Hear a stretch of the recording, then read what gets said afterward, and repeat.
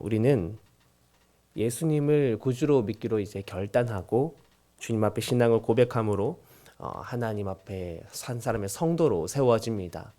그래서 더 나아가면 이후에 하나님 앞에 그 예수 그리스도의 고난에 참여하고 이제는 오직 예수님으로 살겠다라는 마음으로 이제 세례까지 받게 되죠.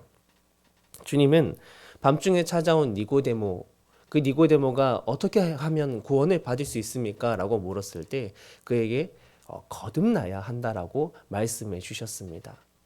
우리가 주님을 믿고 성령으로 세례를 받으면 거듭난 자가 됩니다. 그런데 거듭났다라는 것은 이제 새로 시작한다라는 것이죠. 우리의 믿음과 우리의 신앙이 갓난 아이처럼 새롭게 시작을 하는 것입니다. 성경은 우리가 처음에는 젖 먹는 아이와 같다라는 것을 오늘 이 11절 이하의 말씀을 보면 충분히 이해하고 있습니다. 하나님은 우리의 상황을 다 알고 계시지요. 이것은 우리의 믿음과 신앙이 고정적이지 않다라는 것을 의미합니다. 우리의 믿음과 신앙이 한번 딱 주어졌다고 해서 그것이 우리가 죽기까지 다 동일하게 가는 것이 아니라 때로는 믿음이 평소보다 더 이렇게 떨어져 보이는 것처럼 느껴질 때가 있고 때로는 우리의 신앙이 점차 성장해 나가는 때가 있다라는 것입니다. 결국 주님 안에서 우리의 믿음과 신앙은 차츰 성장해 나갈 수 있는 그런 유동적인 것, 살아있는 것이 바로 우리의 신앙이고 우리의 믿음인 것이죠. 주님 안에서 그 믿음과 신앙이 점차 나아간다라는 것은 너무나 귀한 일입니다. 하지만 오늘 말씀을 보면 그렇지 못한 순간이 우리 가운데 있다라는 것을 분명히 말해주고 있죠. 12절의 말씀을 보면 히브리서의 이 기자가 성도들을 향해 기대하고 있는 것이 있었습니다. 그들이 주님 안에서 이제 신앙생활 한 지가 오래되었고 그들이 다른 이제 갓 신앙생활을 시작하는 어린 나이와 같은 이들에게 선생이 되어줄 수 있을 거라고 기대하고 있었습니다. 그런데 막상 그 일을 이제 맡기려고 가보니 정작 그들의 믿음과 신앙이 시간이 오래 지났음에도 불구하고 전혀 자라지 못한 채 마치 처음 예수님을 믿었던 그때처럼 여전히 갓난아이가 먹는 그런 젖과 같은 너무나 쉬운 말씀들, 너무나 그런 간단한 신앙생활의 모습에만 머물러 있었고 그들의 그 신앙생활로는 도저히 이제 신앙생활 시작하는 사람들의 선생으로서까지 세워줄 수는 없었다라는 것을 오늘 이 히브리서 기자는 고백합니다. 단단한 음식, 곧 단단한 말씀을 품지 않고 그저 내가 원하는 신앙생활에만 머물러 있었던 것이지요. 시간이 지나도 믿음과 신앙이 자라지 못한 성도의 모습, 또 예수님께서 기다려 주셨지만 그 가지에서 열매 맺지 못한 가지가 될 수 있다라는 것을 우리는 다시 한번 우리 마음에 깊이 생각해 보아야 할 것입니다. 오늘 성경은 그 이유를 이렇게 말합니다. 11절에 너희가 듣는 것이 둔함으로 라고 말합니다. 이건 주님이 말씀하신 것에 우리가 주의 깊게 듣고 있지 못하다라는 거예요. 오늘 이 히브리서 기자가 앞서서 예수님의 그 대제사장 되심을 설명하기 위해 멜기세덱의 구약의 이야기를 가져옵니다. 그런데 이것에 대해서 할 말이 참 많지만 지금 여러분에게 더 말하지 못하는 것은 여러분들이 이전부터 말씀을 주의 깊게 듣고 그것에 상고하지 않았기 때문에 이걸 지금 설명하는 것이 너무 어렵다라고 말을 하고 있는 거예요. 주님의 말씀을 듣기는 들었지만 그것을 듣고 주의 깊게 생각하지 않고 어떻게 보면 우리의 표현으로 하면 한 귀로 듣고 어느새 한 귀로 흘러나가고 없다 보니 나중에 신앙의 말씀에 대해서 더 깊게 나누려고 하는데 그것이 쉽지 않다는 것입니다.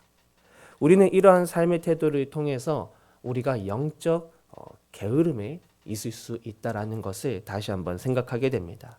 말씀을 향한 게으름과 태만함이 우리의 신앙을 여전히 어린아이의 신앙에 머물게 하는 것이죠. 구체적으로 그 결과는 13절에 나타납니다.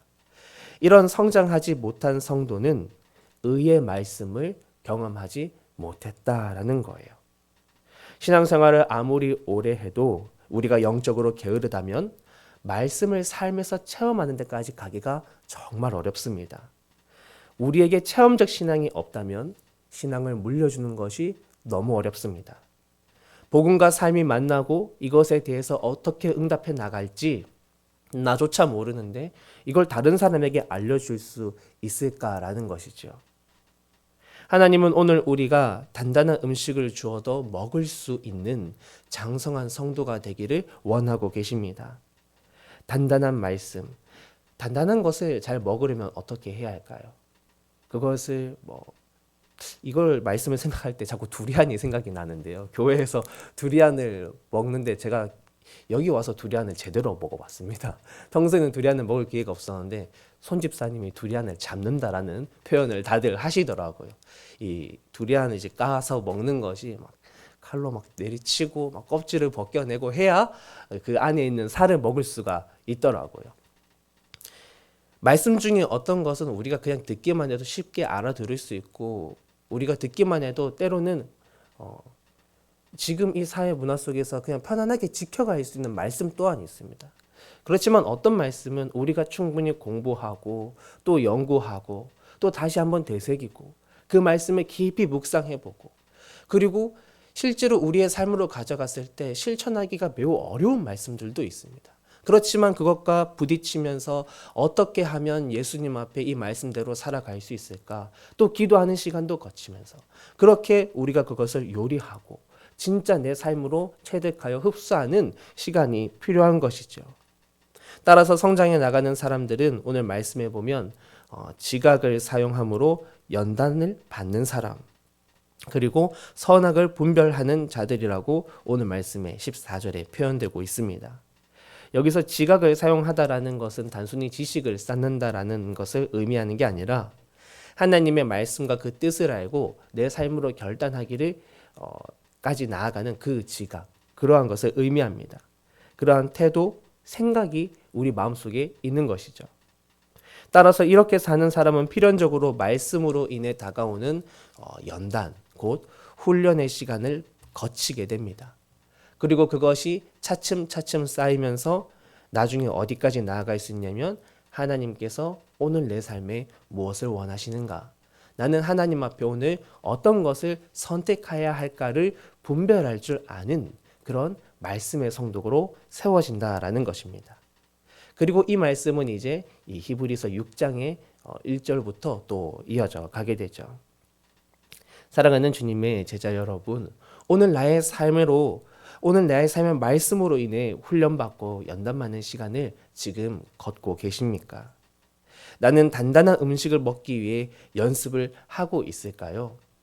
오늘 저와 여러분이 정말 하나님의 그 말씀과 신앙의 베테랑들이 되어서 단단한 말씀을 내가 먼저 씹고 뜯고 잘 요리해서 이제 신앙생활 시작하는 그 누군가에게 그 잘게 씹어 먹기 좋게 만든 말씀과 그 체험의 신앙들을 전수해주고 그들과 함께 신앙생활에 나갈 수 있는 그런 믿음의 귀한 선배들 또 믿음의 선생님들이 되어주실 수 있기를 간절히 바라고 또 그러한 일이 앞으로 이루어져 가기를 주의 이름으로 축복합니다.